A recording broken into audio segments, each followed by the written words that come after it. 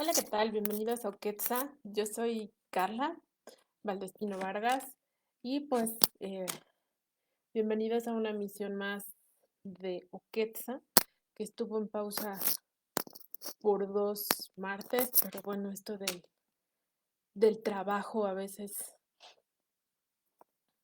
es difícil, ¿no? Esto del trabajo desde casa se complica y pues bueno, pues una disculpa a todos los que estuvieron esperando alguna reflexión desde este foro, desde este ambiente sobre el mundo prehispánico, el mundo indígena. Y bueno, justamente hoy voy a comenzar 2 programas que serían los 2 últimos programas del año de Oquetza. Y bueno, dicho sea de paso, pues Adicción Comunicación tiene por ahí algunas sorpresas, algunos cambios en cuanto a su dinámica. Espero que estén pues, pendientes con estos cambios que seguramente les van a gustar mucho y bueno, naturalmente Oquetza va a entrar en esta dinámica de cambios, aunque no vamos a dejar de estar aquí en el Facebook Live. Pero bueno, ya se irán dando cuenta de cuáles son estos cambios en Adicción Comunicación. Pero bueno, espero que sigan acá con nosotros en Adicción Comunicación. Y bueno, si ustedes habrán visto, pues eh, como les decía, en estos 2 programas, pues vamos a hacer una reflexión sobre la figura de la Virgen de Guadalupe, dado que pues ya el sábado pues es como esta fiesta, para muchos la fiesta más importante de México. em, pues también podríamos hacer reflexiones de qué tan certero es eh, en esta coyuntura que estamos viviendo en este país, qué tan certero es haber abierto las puertas de la basílica, haber permitido las peregrinaciones, etcétera. Pero bueno, eh, todas este tipo de reflexiones caben en estos dos programas, pero bueno, vamos a ir como desmenuzando, ¿no? De dónde viene, por qué viene todo este culto y por qué la importancia que se le ha dado, ¿no? Bien, pues vamos a comenzar. Antes de comenzar, pues yo creo que sería importante hablar un poco sobre la blusa. La blusa de hoy, pues para no perder costumbre.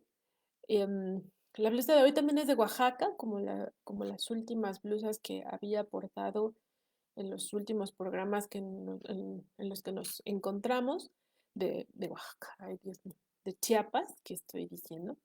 Es una blusa de Chiapas. Lo interesante de esta blusa es que esta blusa está hecha completamente de lana y es una blusa de telar. Em, ¿Qué podemos decir? Si no me equivoco, de acuerdo a la tendencia, bueno, a la forma, a la distribución de los diseños, es, es cerca de San Andrés Larrainzar. Y bueno, me voy a parar para que la vean un poco, para que la admiren. Es también una de mis blusas favoritas. Y aparte, pues la combinación de los colores, y no sé si logran apreciar que aquí tiene como eh, bueno, estas son como las patas y la cabeza y las botas, ¿no? En realidad, esta figura es la figura de una rana o la figura de un sapo.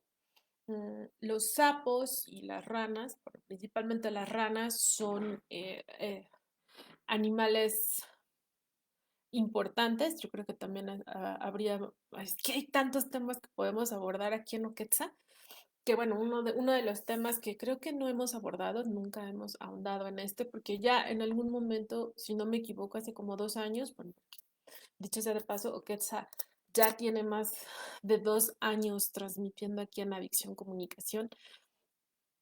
Bueno, hace como 2 años sí hablamos sobre el culto de la Virgen de Guadalupe, aunque bueno,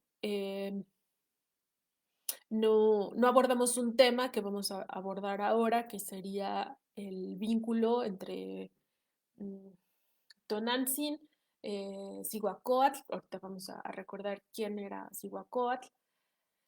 Y vamos incluso a vincular con este mito de la Llorona, ¿no?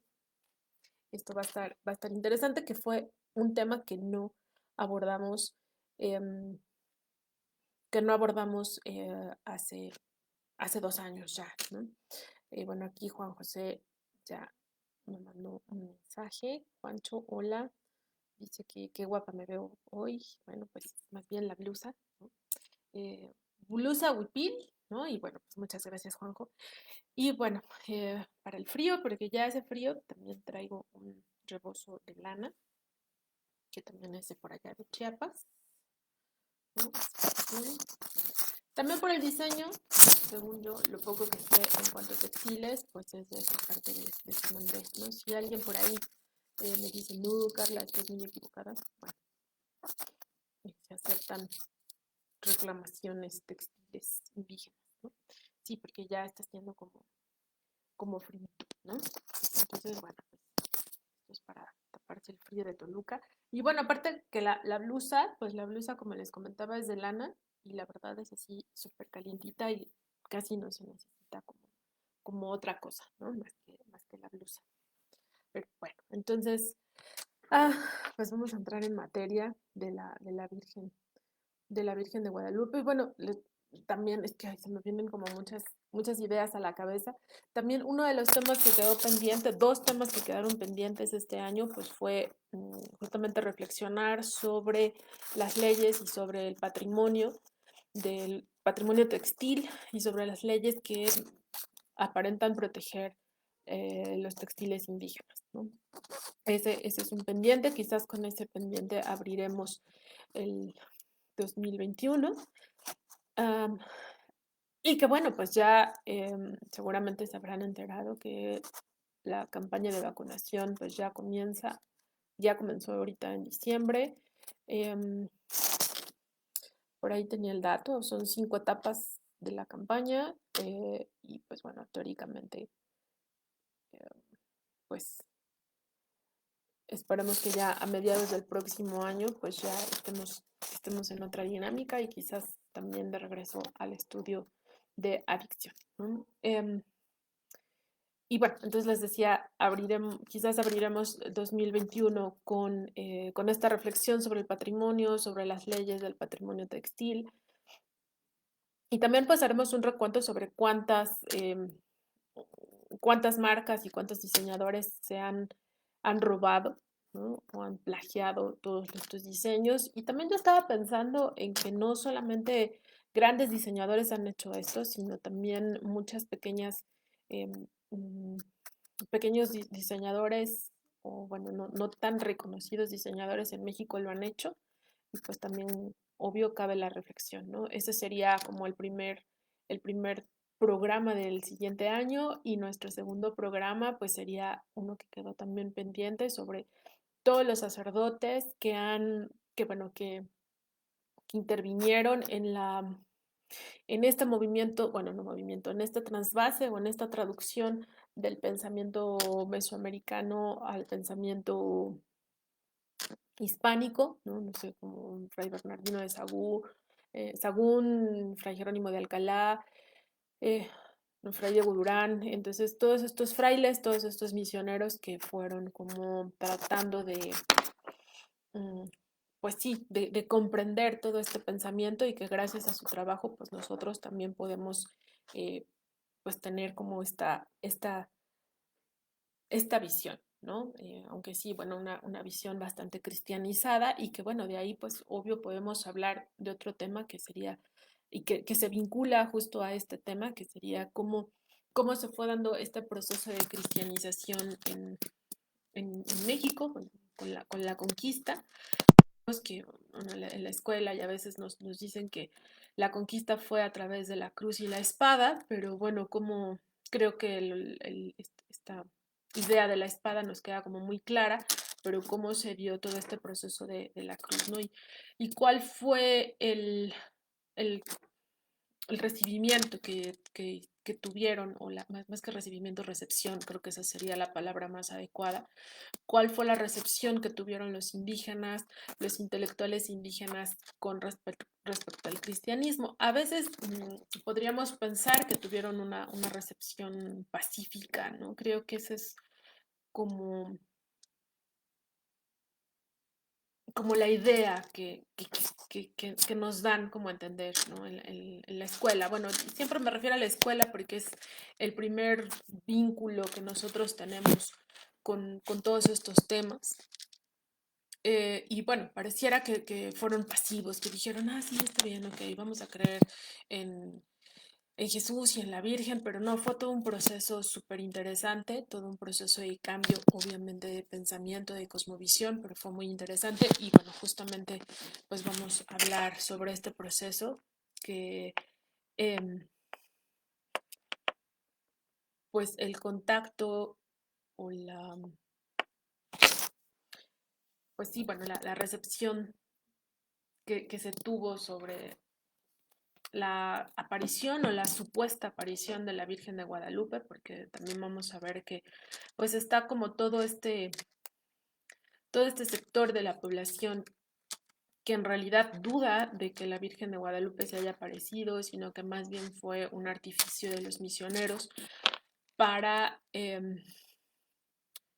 pues cohesionar este proceso de cristianización, para darle fuerza a este proceso de cristianización y bueno, pues ahí está como esta parte de duda, ¿no? Si en realidad, que en realidad no se apareció, sino que fue este artificio, que, que incluso los frailes pintaron la famosa tilma de Juan Diego, está esta parte, y bueno, pues naturalmente está la parte, este sector de la sociedad que en realidad cree que la Virgen se apareció. Y bueno, pues están estos dos puntos y pues seguramente habría el punto intermedio que dirá, pues, quién sabe, a lo mejor sí, a lo mejor no. Em, y si ustedes me preguntan en qué punto estoy, ah, creo que, creo que estoy en el primero que mencioné, ¿no?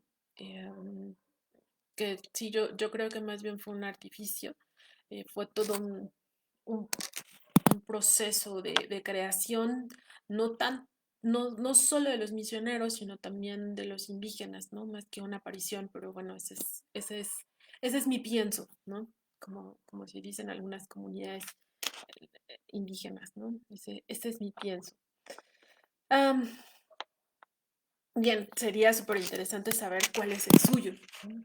Cuál es su sentir y cuál es su perspectiva. Pero bueno, vamos a entrar. Creo que esta introducción ya fue como bastante larga. Um, Bueno, creo que también todos sabemos que la Virgen de Guadalupe se aparece en lo que hoy conocemos como el Cerro del Tepeyac, este cerro del Tepeyac pertenece a lo que se conoce como la sierra, a la Sierra de Guadalupe. Y en realidad el pueblo, o bueno, este sector no se llamaba Tepeyac, sino el nombre real es Tepeyacac. Y Tepeyacac en náhuatl quiere decir en la nariz del cerro, es decir, como en la continuación del cerro, ¿no? Y es en este cerro donde se realizaba el culto a Tonantzin. Ah, y bueno, aquí Luz reafirma, gracias Luz, hola, em, esta postura, ¿no? Que yo les decía, hay un debate vigente entre aparicionistas y antiaparicionistas, ¿no? Pues sí, creo que ese debate comenzó desde el siglo XVI, ¿no, Luz? Y pues creo que no se ha logrado definir, aunque, aunque yo creo que la Virgen de Guadalupe se ha convertido prácticamente en un símbolo patrio, creo que en algún momento lo externé aquí en Oquetza. Más que un símbolo religioso, es un símbolo patrio, un símbolo que pues nos puede, que es parte de nuestra identidad como mexicanos y que puede también entrar un poco como en ese estereotipo, ¿no? De qué es el mexicano. Ah, pues el mexicano es aquel que siempre va a creer en la Virgen de Guadalupe, ¿no? Puede ser, pero al mismo tiempo creo que sí lo es, ¿no? Es como este símbolo identitario, ¿no? Es cuando quienes, quienes hemos tenido la oportunidad de estar algunos meses fuera de México, cuando cuando vemos una imagen de la Virgen de Guadalupe, decimos, ah, sí, la patria, ¿no? O a lo mejor también será un poco porque sí tengo como toda una formación católica muy, muy firme, pero, o bueno, fue firme en su momento, pero como les decía, yo sí a estas alturas de mi vida soy antiaparicionista, que sería el término correcto como nos marca aquí Luz. Eh, pero pues sí, creo que sí es un debate que, que surgió justamente desde 1531, que fue la fecha en la que supuestamente se aparece la Virgen de Guadalupe. Y pues este debate empezó entre los mismos franciscanos, ¿no? Que es como bien interesante cómo este debate se lleva a cabo, repito, entre los mismos franciscanos, porque justo en el cerro del Tepeyac o de Tepeyacac, que como les decía es el nombre correcto de este lugar, pues había una ermita y esta ermita fue construida pues por los franciscanos, ¿no? Entonces, sí, hubo todo un debate entre los mismos franciscanos, el mismo Fray Bernardino de Sahagún en su momento estuvo un poco como en desacuerdo en tomar como verdad esta aparición de la Virgen de Guadalupe.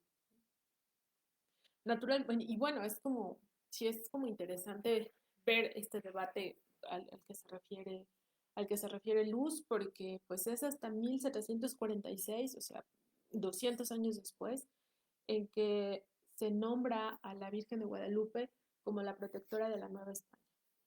Y aquí pues esta situación ya va a tener como tintes políticos, más allá de religiosos, va a tener tintes políticos. Ya estamos a finales del siglo XVIII, bueno, mediados del siglo XVIII más bien, y ya en el siglo XIX, mmm, Luz, me ayudará con este punto también, y bueno, me ayudará Luz porque ella es antropóloga de formación y creo que compartimos como muchos gustos entre la literatura y el mundo prehispánico y la antropología, ¿no? Sería interesante un día dialogar en vivo contigo, Luz. Sería fascinante, ¿no? Y bueno, entonces en el siglo XIX pues se va a fortalecer por completo el culto a la Virgen de Guadalupe. Pues tan es así que pues comenzamos una de las luchas más importantes en la historia. Eh, bueno, aquí tampoco vamos a caer en el debate si qué tan bueno fue o qué tan malo fue o no, si en realidad se logró la independencia o no. Eh, mm, pero bueno, creo que sabemos que como el primer símbolo de nación independiente, pues fue la Virgen de Guadalupe, porque fue el estandarte que tomó Miguel Hidalgo. Entonces creo que pues es cómo se va fortaleciendo en el siglo XIX, aunque es importante mencionar que en el siglo XIX uno de los grandes textos que cuenta la aparición de la Virgen de Guadalupe, que es el Nican Mopowa, pues no tiene como mucho eco, ¿no? Ustedes se preguntarán por qué este gran texto, que es un texto muy bello, que lo podemos, pues sí, lo podemos conseguir en las librerías, el Nican Mopowa. Y pues Miguel León Portilla tiene un libro bien interesante donde podemos leer el Nican Mopowa, que se llama Tonantzin Guadalupe, Pensamiento Náhuatl y Mensaje Cristiano en el Nican Mopowa. Está editado por el Fondo de Cultura Económica, lo pueden, bueno, lo estoy leyendo acá, pero se los muestro, esta es la edición que yo tengo, ¿no? Aquí, pues podemos leer este texto en náhuatl, ¿no? Que es bien bonito. Y pues bueno, este texto no tuvo mucho eco, les decía, en el siglo XIX, visto como texto literario, ¿no? Toda es la riqueza literaria, pero sí se fortaleció la figura de la Virgen de Guadalupe como elemento identitario de una nación. Um, Aquí, pues bueno, ya estamos como adelantando vísperas, ¿no? Nos estamos adelantando en el tiempo, pero bueno, creo que no pasa nada. Finalmente no es una clase de historia, ¿no? Eh, bueno, entonces, pues podemos decir cómo y por qué en el siglo XVIII, en 1746, se proclama protectora de la Nueva España a la Virgen de Guadalupe. Bueno, pues porque aquí ya empieza, les decía, son tintes, voy a quitar esto porque me estorba un poco, son más bien tintes políticos, ¿no? Puesto que eh, ya se estaba haciendo una diferencia entre quiénes somos los criollos y quiénes son efectivamente los españoles, quiénes eran los españoles, qué tenemos de diferencias reales, ¿no? Eh, ya se estaba perfilando como todo este proceso histórico de independencia y pues bueno, uno de los elementos ejes políticos pues fue la Virgen de Guadalupe. Por ahí hay un texto que he querido rastrear de nuevo que se llama El caballo de Troya, no, la Virgen de Guadalupe como una maquinaria troyana, ¿no? Entonces, ¿cómo fue que al introducir la imagen, la figura más que la imagen, la figura de la Virgen de Guadalupe en todo el pensamiento criollo, pues funcionó como parteaguas en este pensamiento independentista, ¿no? Eh, Quizás lo estoy simplificando mucho, obvio, pues tuvo un trasfondo más fuerte y los historiadores pues tienen más elementos para hablar de esto. Pero bueno, y luego como en el siglo XIX, porque bueno, ya somos una nación independiente, ya somos completamente diferente de lo que es España, aparentemente. Eh, y pues bueno, nuestro elemento que nos va a hacer esta diferencia pues es la Virgen de Guadalupe, ¿no? Entonces, este texto como la Virgen de Guadalupe como una maquinaria troyana es muy interesante, lo he estado, como algún momento lo tuve en mis manos y lo he estado rastreando, pero sí es un texto bastante interesante. Mm, Y bueno, porque justamente explica cómo funciona o cómo funcionó y cómo todavía funciona el elemento de la figura de la Virgen de Guadalupe como un elemento político, ¿no? Político identitario. Mm, Les decía que sí, que la Virgen de Guadalupe logra ser como un símbolo patrio, así como lo es el tri, también es casi casi como un símbolo patrio, ¿no? Pero bueno, ¿de dónde viene? Esa sería como nuestra pregunta. ¿De dónde viene todo este culto? ¿En qué momento? ¿Y con qué elementos prehispánicos? Que sería pues, lo que nos atañe más aquí en Oquetzá. ¿Desde qué elementos prehispánicos se comienza a elaborar esta figura de la Virgen de Guadalupe? Pues bueno, yo les decía que justamente aquí en el cerro aquí, bueno, en la Ciudad de México, hoy Ciudad de México, pues estaba esta población en el cerro del Tepeyac, que es Tepeyacac, quiere decir en la nariz del cerro, y es aquí donde se realizaba un culto a Tonantzin, mm, que es nuestra madre o nuestra madrecita. Mm, Lo, lo que en muchas ocasiones no se menciona es que la figura de Tonantzin tiene un doble o una parte dual, que en realidad es Tonantzin Cihuacóatl, que sería como su segundo nombre. Casi no se menciona su segundo nombre porque nos quedamos con esta casi, casi como romantización, ¿no? De, Tonantzin, la madre. Yo he escuchado en algunas personas que comparan a Tonantzin con Pachamama, pero no es así. Ya en algún momento también expliqué cuál es el sentido de Pachamama, que no, al menos yo no he encontrado alguna deidad femenina prehispánica que cumpla una función similar a Pachamama, ¿no? A la Pachamama. Rápidamente, para quienes no han escuchado ni el concepto, ni la idea de Pachamama, ni qué abarca la idea de Pachamama, lo digo así súper rápido. Es una deidad femenina entre los pueblos incaicos, entre los quechuas, incas, se me fue el otro pueblo indígena de por esos rumbos. Bueno, en toda esta región incaica del continente americano.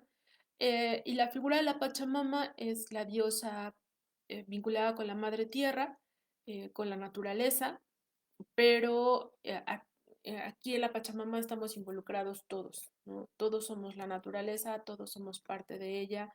Si yo, si yo le hago algo a la Pachamama, pues me lo estoy haciendo a mí. Em, si yo le, si yo le hago, provoco un daño a un ser igual a mí, pues también le estoy provocando un daño a la Pachamama, ¿no? Entonces, esta figura de la Pachamama es como bien interesante que tendríamos también que recuperar y pues como asimilar, pues porque nos ayuda a pues fortalecer el respeto hacia la naturaleza. Ojo, con esto no estoy queriendo decir que entre el pensamiento prehispánico mesoamericano no hubiera un respeto hacia la naturaleza, naturalmente que lo había, pero no estaba esta concepción femenina como la madre naturaleza que protege todo, la madre tierra que da abundancia y que nosotros somos parte de, ¿no? Aquí es interesante, habíamos, no sé, por ejemplo, hablado de la figura de Coatlicue. Coatlicue es la madre tierra, la que da la vida, pero también la que la quita, ¿no? Entonces volvemos a esta cuestión dual. Entonces, generalmente, como les comentaba, nos quedamos con esta idea de que Tonantzin es así como la madre dulce, linda, ¿no? Eh, y pocas personas conocen o lo conocen pero no lo dicen, su segundo nombre de Tonantzin, que es Cihuacóatl. Y bueno, ¿quién es Cihuacóatl o qué significa Cihuacóatl? Cihuacóatl es la mujer serpiente, em, y es representada así tal cual en el Códice Florentino, es representada como una serpiente con cara de mujer. Es así como era concebida en el pensamiento prehispánico y pues así era Tonantzin, ¿no? Entonces era, y bueno, aparte la Cihuacóatl también era una figura política, esto es bien importante, entre los mexicas, entre el pensamiento mexica. Estaba el Tlatoani, que era el gran rey, pero tenía su lado femenino, o sea, el poder tenía un lado masculino muy evidente, muy tangible, que era el Tlatoani, el gran Tlatoani, pero tenía su parte dual femenina, ¿no? Que era la Cihuacóatl. Pero bueno, aquí lo interesante es que este puesto político, si queremos llamarlo de alguna manera, lo fungía siempre un hombre, pero su nombre era Cihuacóatl, que era la serpiente mujer o la mujer serpiente. Por ejemplo, uno de los grandes personajes que siempre, bueno, que durante mucho tiempo tuvo este puesto político, pues fue Tlacaelel, ¿no? Tlacaelel, vamos a recordar que incluso fue este personaje, por ahí hay una novela muy interesante de Tlacaelel, de Velasco Piña, y bueno, Tlacaelel es este personaje que logra reformar todo el pensamiento mexica, ¿no? Él nunca quiso ser tlatoani, aunque en muchas ocasiones se lo ofrecieron, pero él nunca quiso ser tlatoani, él siempre quiso ser la Cihuacóatl, e incluso por ahí se le conoce como el poder detrás del trono, ¿no?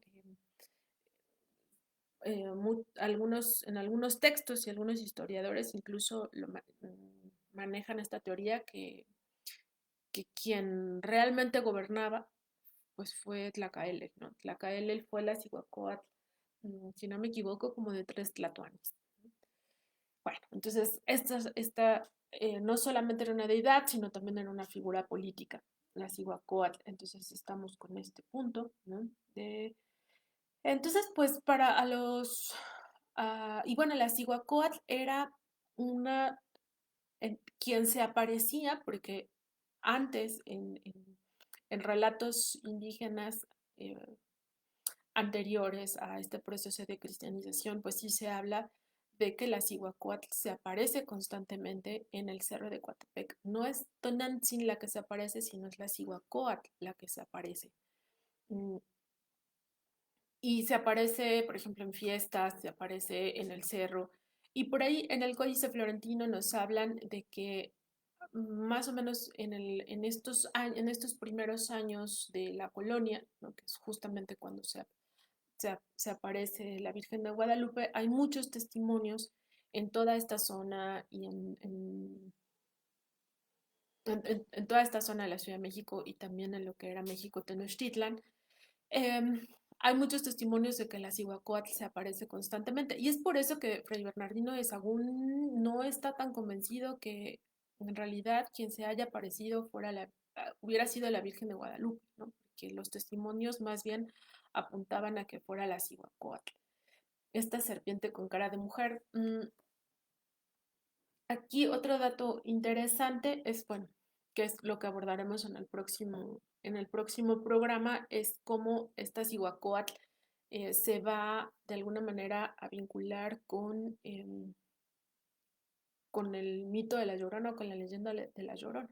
Entonces, es, es bien interesante esta reflexión, que de hecho esta reflexión la hace el doctor Rodrigo Martínez Barax.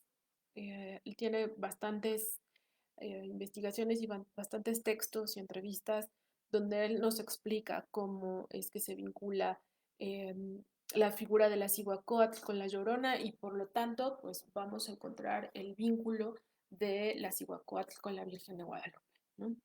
Bueno, entonces en una primera instancia, es importante decir que los frailes, principalmente los franciscanos, lo que empezaron a hacer fue lo que se conoce como un cultos de sustitución, que estaban aparentemente convencidos de que estos cultos de sustitución iban a lograr fortalecer, iban a ser como un paso importante en este proceso de cristianización, ¿no?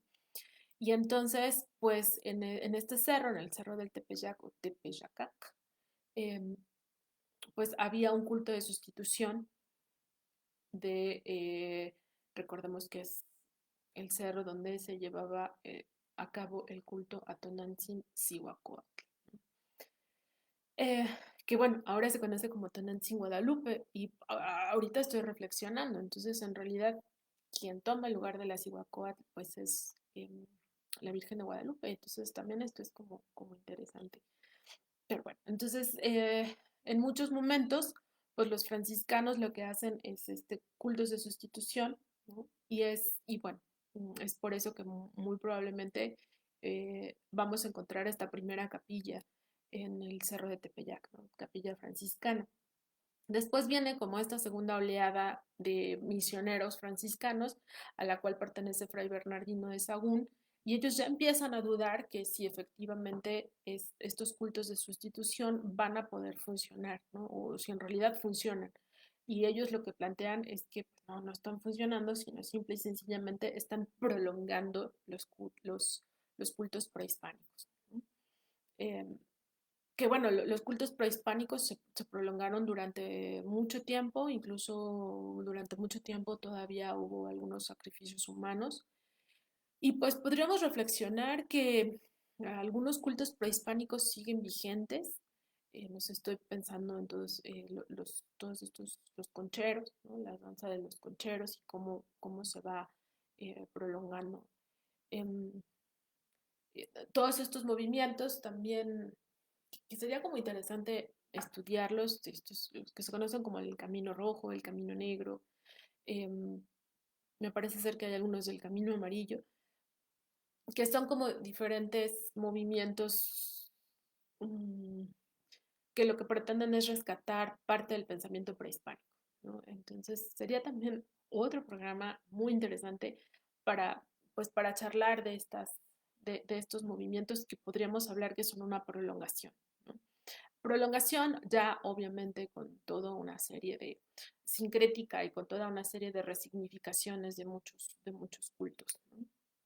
Bueno, entonces eh, estamos, sí, que bueno, vienen esta segunda oleada de franciscanos, que son los que comienzan a dudar, y es justo en este momento, en este inter, cuando se supone que la Virgen de Guadalupe se aparece en el Cerro de Tepeyac.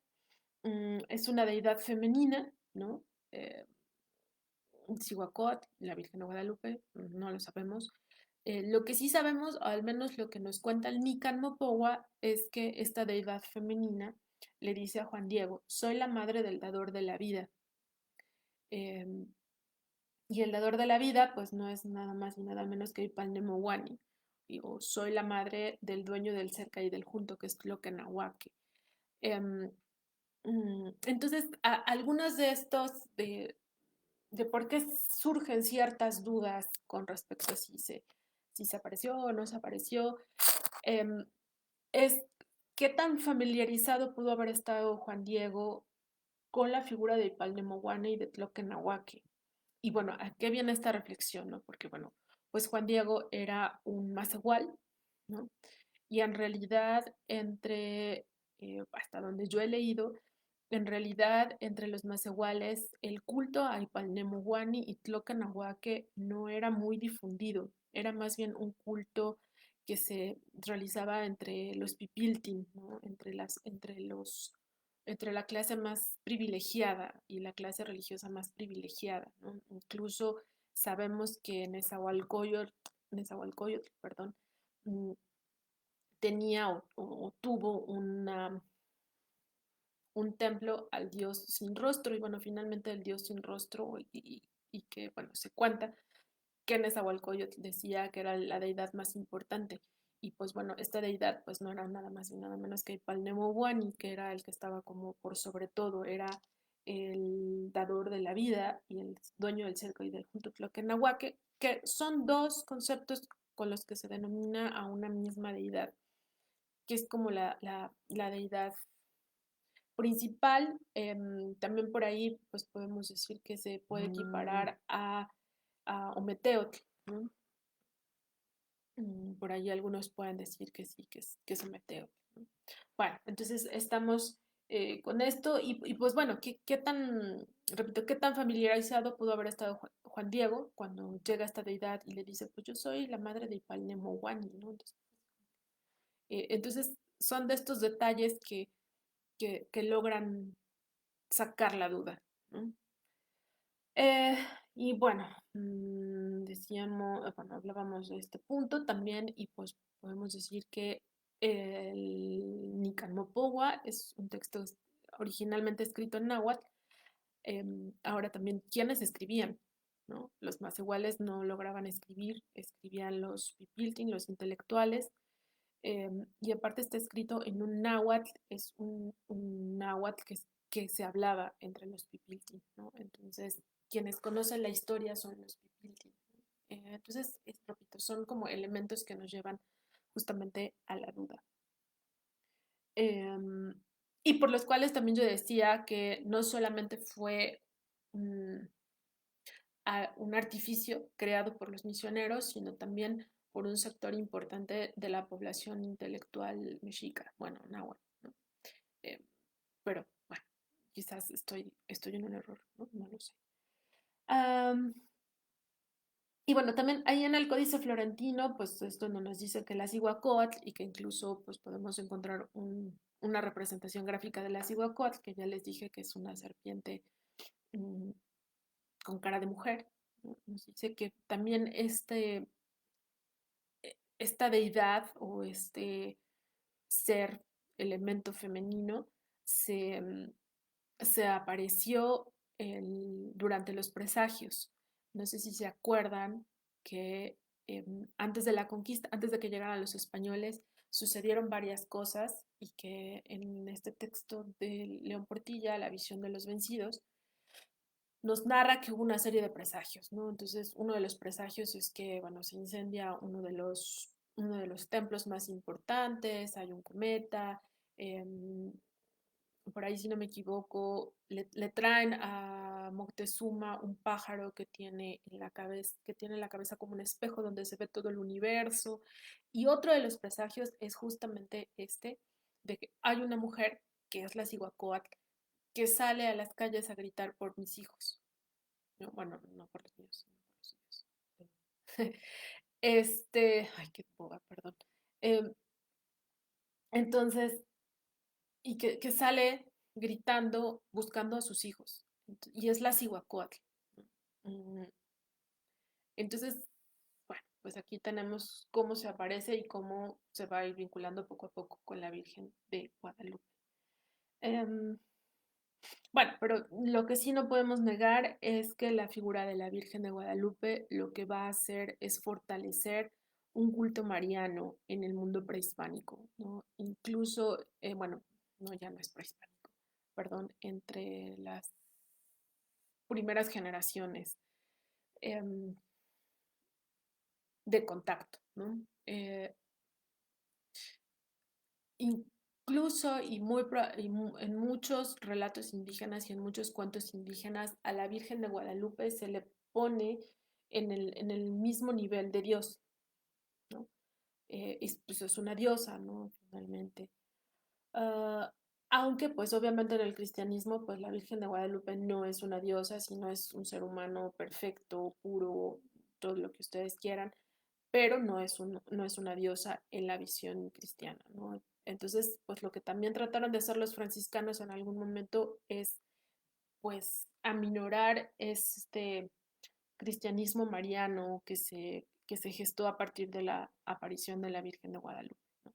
Y pues creo que sin miedo a equivocarme, creo que no lo lograron.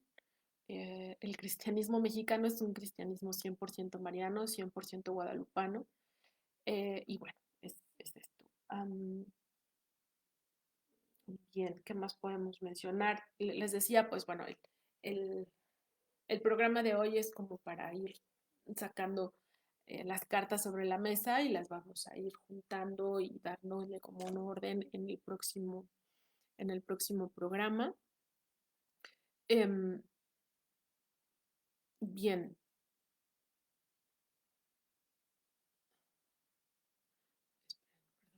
lo siento. Bueno, también en este libro de Miguel León Portilla vamos a encontrar que el texto del Nicanor, que fue escrito en el siglo XVI también, es un texto muy similar a, ¿cómo se llama este texto? Se llama Huicapeucayotl, es el recuerdo de un cantar antiguo que se llama Huicapeucayotl, que es el de un colibrí, es la historia como de un colibrí. Y entonces, también no lo dice León Portilla, pero es una de los elementos que a mí me hacen como dudar de que si efectivamente se apareció, pues es que si había un texto estéticamente muy similar, gramaticalmente muy similar al Nican Mopowa, pero que habla de un colibrí, pues entonces em, pudo haber sido, repito, un artificio, ¿no? También vamos a copiarlo, vamos a, a reestructurarlo desde una visión cristiana, ¿no? Entonces, bueno, me voy a permitir leer una parte de este primer texto y se recuerda de un canto antiguo que es el Cuicapeucayotl. Dice, hablo con mi corazón. ¿Dónde tomaré bellas fragantes flores? ¿A quién le preguntaré? Tal vez debo preguntar al colibrí precioso, al colibrí color de jade. ¿Acaso la mariposa color de ave zacahuán? Porque de ellos es el saber, conocen dónde brotan las bellas, las fragantes flores. Atraviese yo el bosque de abetos, aquí donde están los pájaros cincan, o tal vez atraviese el bosque florido, donde habita el rojo quechoy. Allí se inclinan resplandecientes de rocío, allí ellas alegran. ¿Acaso allí vi las flores? Si me las muestran, llenaré con ellas el hueco de mi manto, y así saludaré a los príncipes, con ellas daré placer a los señores. En verdad, aquí viven. Bueno, creo que lo que acabo de leer es como muy evidente, el vínculo es muy evidente a este mito que todos conocemos, ¿no? Eh, Perdón. En verdad aquí viven, ya escucho su canto. Es como si el cerro les respondiera. En verdad junto a ellas mana el agua preciosa, la fuente de Xiuhtotl. Allí lanza sus cantos. Asimismo se responde con cantos. El sensontle, ave de 400 voces. Les contesta el coyoltotl. Hay música de sonajas, variados, preciosos pájaros cantores. Allí alaban al dueño de la tierra. Bien resuenan sus voces. Aquí hablan del dueño de la tierra y bueno, por ejemplo, en náhuatl es Tlalticpac. Digo, clamo con tristeza, que yo no os estorbe, amados de él. Enseguida guardaron silencio. Vino luego a hablar el colibrí precioso. ¿A quién buscas, cantor? Al punto le respondo, les digo, ¿dónde están las bellas, las fragantes flores con las que hablé de alegrar a los que son semejantes a vosotros? Luego me gorgojean intensamente. Aquí hemos de mostrarlas a ti, cantor. ¿Acaso en verdad así darás alegría a quienes son como nosotros, los señores?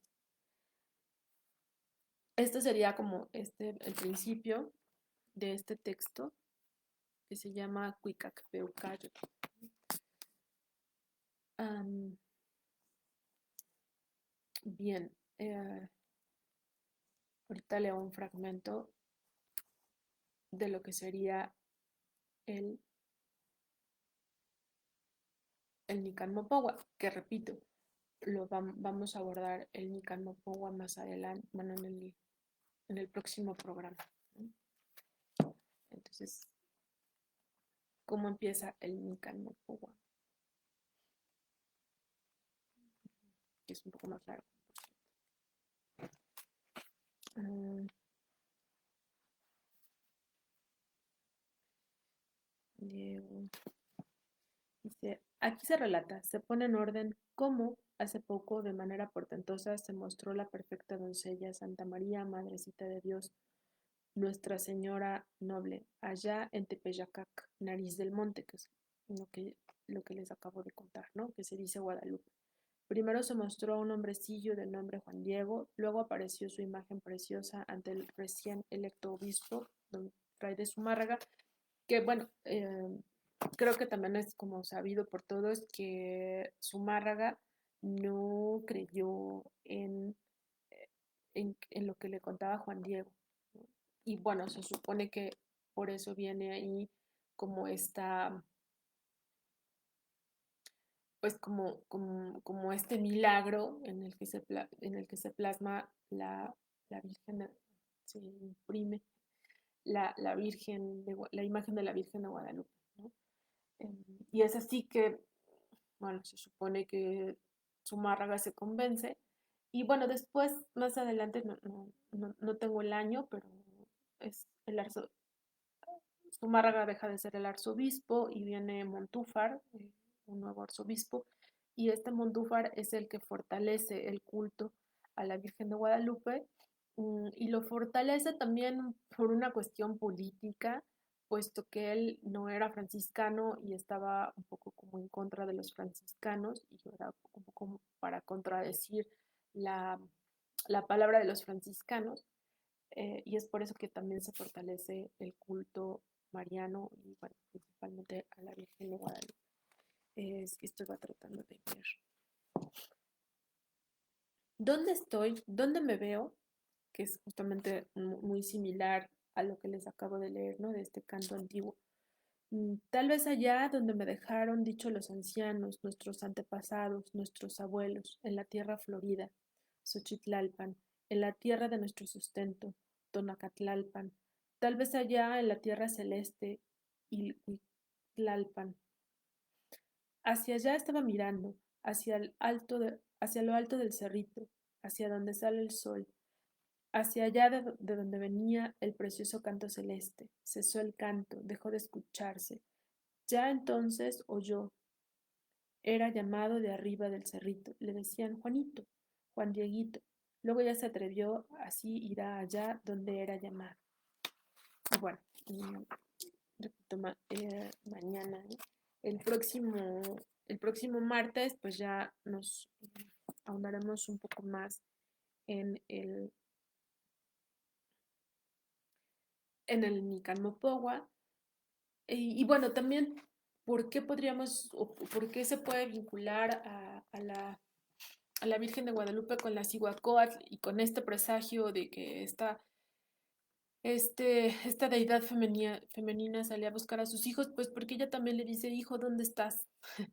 Entonces también está en el cerro buscando a su hijo, que es Juan Diego, ¿no? Bueno, perdón, San Juan Diego. Em, y ¿qué más? Y bueno, también otro vínculo con la Llorona y que también son aquí son las Ciguateteo, que son las diosas, eh, también son diosas temidas, que son aquellas mujeres que morían en el primer parto generalmente y acompañaban al sol del mediodía al atardecer y en el atardecer salían a buscar a sus hijos muertos. Entonces, pues aquí tenemos como toda un enredijo o aparentemente un enredijo de deidades femeninas eh, y que, bueno, finalmente la Virgen de Guadalupe pues va a estar siempre vinculada a estas deidades prehispánicas, ¿no? A estas figuras prehispánicas que yo creo que a estas alturas del siglo XXI pues debemos de estar como muy claros y muy conscientes y muy objetivos que así es, ¿no? Mm, estemos a favor o en contra, eh, es- debemos estar en claro es que así es, ¿no? El vínculo de la Virgen de Guadalupe con Tonantzin, con la Cihuacóatl, con la Cihuateteo, el vínculo del Nican Mopohua con este texto antiguo, pues está ahí, ¿no? Es tangible. Y pues justamente este vínculo es el que logra pues fortalecer toda esta, todo este culto mariano. Em, bueno, pues creo que eso es lo que, estos son como los primeros pasos que doy en esta reflexión sobre la Virgen de Guadalupe. Pues espero sus comentarios acá en Oquetza. Gracias Luz por seguirnos, por escucharnos. También acá pues, los que siguen el video en Oquetza, porque bueno, Oquetza tiene su propia página, ¿no? Entonces pues gracias a Alina, a Jonathan, a Hermes, a Aarón, a Juan José y a una persona más que no veo quién es. Em, pues por escuchar Oquetza, Camino a la Raíz y pues por, por seguir, ¿no? Acá esta transmisión que es sobre temas que a mí me llenan de mucha emoción y de mucha pasión hablar sobre ellos. Y pues bueno, pues los espero el próximo martes para seguir reflexionando sobre la figura de la Virgen de Guadalupe eh, y su vínculo incuestionable con deidades femeninas prehispánicas. Eh, pues bueno, acá Juancho nos acaba de dejar un comentario. Y pues bueno, si llegaron, y sí, Juancho, Eh, y pues si llegaron tarde a la explicación de la blusa, pues les repito, es de Chiapas, es una blusa eh, así de lana, muy, muy gruesa. Tiene unas figuras de sapos, que por cierto ya no les dije por qué los sapos son importantes en el pensamiento mesoamericano, creo que no se los dije. Bueno, los sapos y bueno, las ranas, porque todos los animales que están vinculados con la tierra y con el agua, es decir, que su vida cotidiana se lleva a cabo tanto en el agua como en la tierra, eran animales muy venerados y eran animales sagrados, ¿no? Porque estaban en los dos mundos, eh, podían vivir en los dos mundos, eran animales duales. También, por ejemplo, el jaguar es un animal importante, no solamente porque es bello, sino porque tenía esta facultad de vivir tanto en el agua como en la tierra y aparte, pues porque su mayor actividad se ve a cabo en la noche eh, y puede también pues, estar en el día. Entonces es un animal doblemente dual, el jaguar. Y bueno, el sapo es por eso, bueno, la rana, yo insisto que es un sapo, pero no es una rana. Y pues porque el cante de la rana siempre va a augurar las lluvias, ¿no? Entonces también por eso es importante hablar de las ranas, ¿no?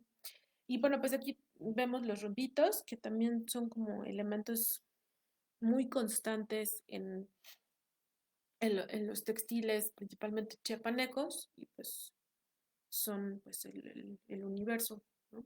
Bueno, el planteamiento del quincuce, que no es muy claro, ojalá se pudiera ver así como muy claro mi rebocito. Si ven creo que este sí se ve súper claro, es, está el rombo y luego está el centro, ¿no? Entonces son los 4 puntos cardinales y el centro es lo que se conoce como el quincunce, y el quincunce pues no es otra cosa más que la representación del universo, ¿no? Que en algún momento lo comentábamos cuando hablábamos de los textiles. Entonces, pues que cuando nosotros adquirimos una pieza de este tipo, ¿no? Bueno, una pieza textil de esta naturaleza, pues no estamos adquiriendo pues toda una concepción, ¿no? Y toda la representación de un,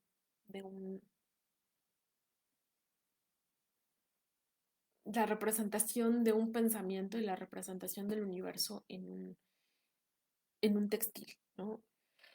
Y pues sí, siempre voy a hacer esta reflexión de que quienes tenemos que valorar estos textiles somos nosotros, o sea, nosotros los occidentales, y no son los indígenas quienes tienen que modificar sus bordados, ¿no? Bueno, que en algún momento alguien decía, no, pues que entonces empiezan a bordar juegos de baño, no, pues que empiezan a bordar caminos de mesa, bueno, que sí los hacen y son bellísimos, pero, o sea, para que nosotros podamos adquirir un textil de esta naturaleza tan bello, ellos tienen que hacer juegos de baño. No, pues más bien nosotros tenemos que adquirir piezas de esta naturaleza, ¿no? Y pues aprender que podemos, pues que podemos portarlas y vestirnos y la verdad son súper bellas.